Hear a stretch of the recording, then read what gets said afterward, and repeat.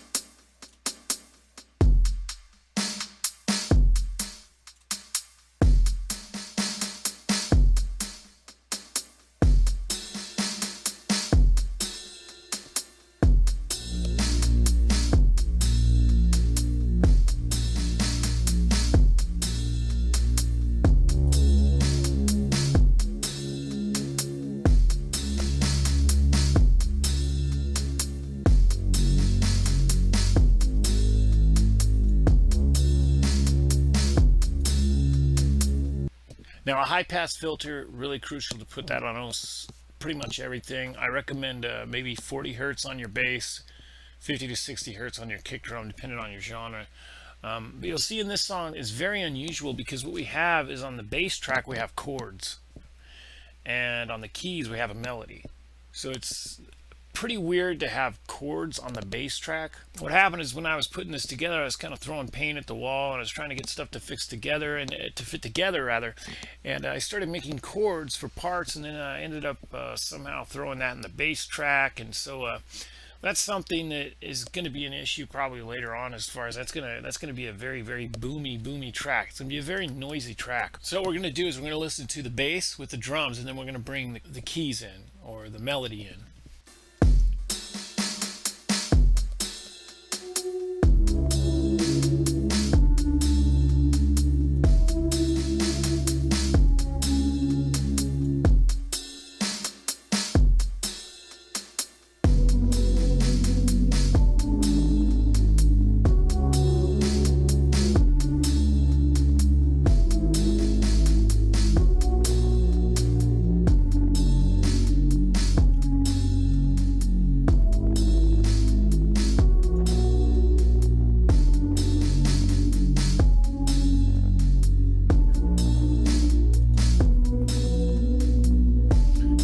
add the ARP.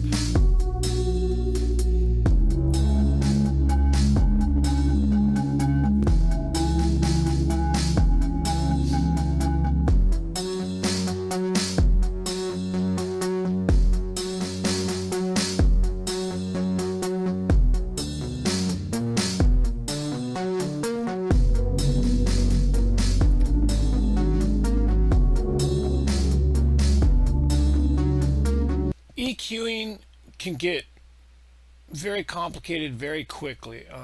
It's something that I recommend. Right now I'm using this Logitech headset because of the tutorial, so I can't really EQ very well. I recommend a good set of monitors or a set of the Audio Technica headphones, and these are, I mean, you can find these for probably $100 or less on eBay, but these are really, really good for mixing. I mean, these rival $500 headphones, and this is what I would normally use. Actually, to mix, I would use monitors. Now I have the HS80s by Yamaha. I was lucky enough to get those, a really, really good deal on those years ago. And but as far as mixing through these crappy headphones, there's no way you can do it. And so don't find yourself wearing cheap headphones or using like laptop speakers and trying to mix. Mixing something where you need to hear your full dynamic range. And so, and same with actually absorbing this tutorial, you're going to have good headphones or good monitors. Now this particular tutorial, I'm just kind of messing with dials, but I really can't hear what's going on. So I'm probably gonna chill out as far as the finer details of EQing, just because I simply can't. I'm deaf. I'm deaf to the frequencies because of these Logitech headphones. But a few points that I did want to talk about is bringing your sounds, getting them to fit together. Also, making sure that the bass and the kick drum and lower frequencies, you know, maybe sub 200, sub 500, go into a mono space, and then stuff higher up on the frequency chart, you know, from a K up, you know, go into a wider. Now with Reason, you can actually do that right here. You have your width, so you can see the kick drum. I'm actually going to bring this down pretty much all the way. Now the snare drum's a little wider, and I panned it slightly to the right, or I'm going to pan it slightly to the right. The width is a little bit down. The hi-hat is I'm going to give that maximum width. I'm going to go a little bit to the left. The right cymbal, maximum width, a little bit to the right. Actually, I'm going to bring the width down on that. That's good right down the middle for the drum bus. I always recommend a drum bus, and this is actually a good place to put your high-pass filters on your drum bus, which you can also do. The width of the bass, very narrow.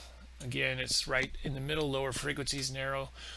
Keys will be wide. We're going to put the keys a little bit to the left.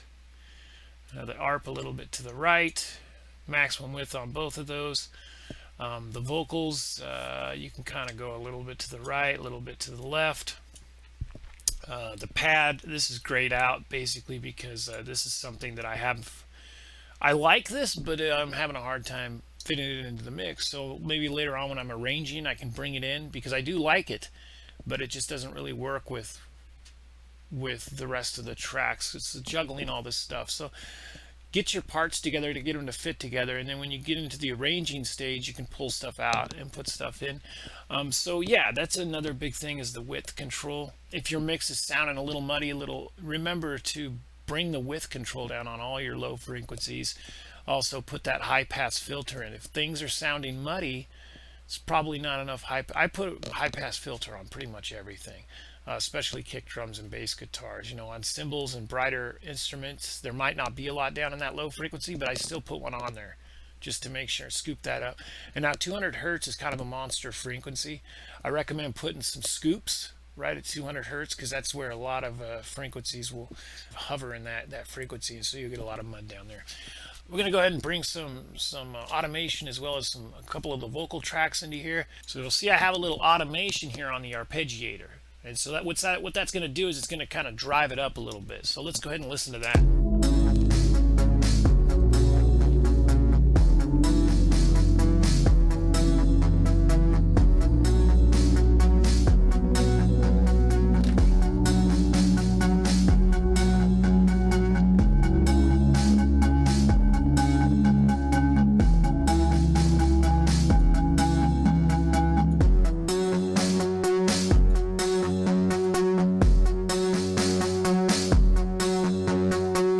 there's going to be certain parts in your arrangement that I consider the sweet spots. Now, the sweet spot in this particular track is right here. I recommend putting the parts of your arrangement that really, I don't want to say have the hook, but really have where the sweet spot is. I recommend highlighting those and putting them in blocks, and so you can really see where that's happening. Right here, I'm going to change this temporarily to this red color. And what I want you to do is I want you to hear what happens, like the emotional kind of drop that happens when we hit this red area here.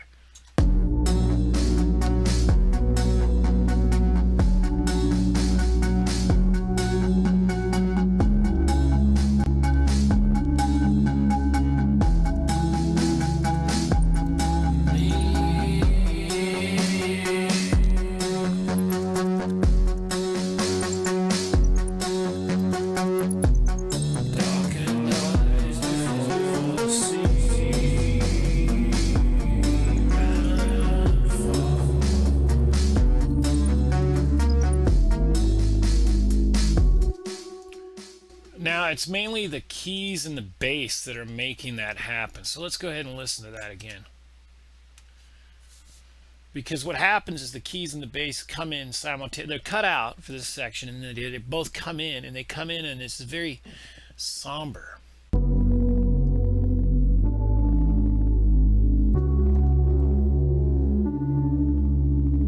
For me, there's a pre-mixing stage and then there's a final mixing stage. The pre-mixing stage is where a lot of your arrangement, I think, is built, because by soloing and muting certain tracks along the way, you can really find parts that do fit together. You can really find parts that need to be pulled out. Maybe you have 8 tracks and there's 3 tracks that work really well together in certain sections of the song. So by soloing and muting, it's a really good way to find stuff that will fit together, to really get the most out of your piece.